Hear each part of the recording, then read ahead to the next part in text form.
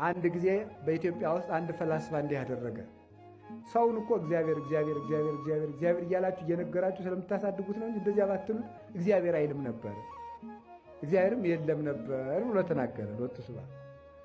ኋላ እሺ ተብሎ እስቲ አንድ ልጅ እንሞክርበት ተብሎ አንዱን ልጅ እግዚአብሔር የሚባል ስም እሱ ፊት ማንም እንዳያወጋ ብለው ቤት ዘግተው አሳደጉት።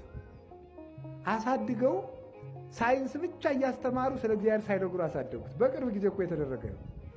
ኋላ ሲያሳድጉት ይሄ ልጅ አባዬ አቤት፣ እነዚህ ከዋክብት የደረደራቸው ማን ነው? ተው እንደሱ አይባልም፣ ዝም ብለው ነው የተደረደሩት ይለዋል። አባዬ አቤት፣ እነዚህ ከዋክብት ግን አንድ ላይ በአንድ ሰፈር በአንድ ሜዳ ሲኖሩ የማይጋጩ ለምንድን ነው? ተው እንደሱ አይባልም ይለዋል። እንደዚህ እያለ አባዬ አቤት፣ እሬትና ሙዝ አንድ ላይ እንተክላለን፣ እሬቱ ይጣፍጣል፣ አንድ ውሃ እናጠጣዋለን፣ ከአንድ አፈር አንድ ጓሮ ተክለን ያ ይጣፍጣል፣ ይሄኛው ይመራል፣ ለይተው እንዳይጠጡ ደግሞ አይምሮ የላቸው፣ ይሄን የሚያደርግ ማን ነው ይለዋል። ተው እንደዚህ አይባልም ይለዋል። መጨረሻ ላይ አድጎ ልጁ ከእጽዋትና ከአዝርዕት መካከል በሙሉ አባዬ አቤት፣ ባቄላ ስንዘራው የጣት ግማሽ ያክልም ነበር፣ ይሄ ሁሉ ግን እንደምን መጣ ይለዋል። ተው እንደሱ አይባልም ይለዋል። እዚያ በኋላ አንድ ፈላስፋው መጥቶ እስቲ ልጅ እንደው ምን ሆኖ ይሆን እንጠይቀው ተብሎ ሲጠየቅ ጠፋ።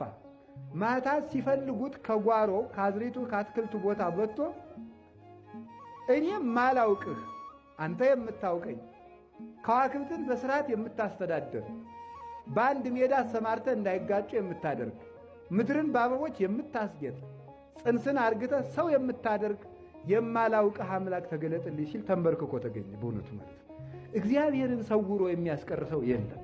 የፈለገ ቢሆን እግዚአብሔር እንዳይመለክ ማድረግ አይቻልም። እግዚአብሔር ፍጥረታት በሙሉ ይመሰክርለታል። ሕፃናት ይመሰክርለታል፣ ጽንስ ይመሰክርለታል። የሁሉ እጅ የት መጣ? የሁሉ ዓይን፣ የሁሉ ጆሮ ውሃ ነበርን እኮ። ይሄ እግዚአብሔርን ይመሰክራል እኮ። እግዚአብሔርን ይመሰክራል። እጽዋቱ፣ አዝርዕቱ፣ አትክልቱ፣ ሰማይ፣ ምድር፣ ፀሐይ፣ ጨረቃ፣ ከዋክብት የተፈጠረው ፍጥረት ሁሉ ስለ እግዚአብሔር ይናገራል። ይሄ ምስክር ነው።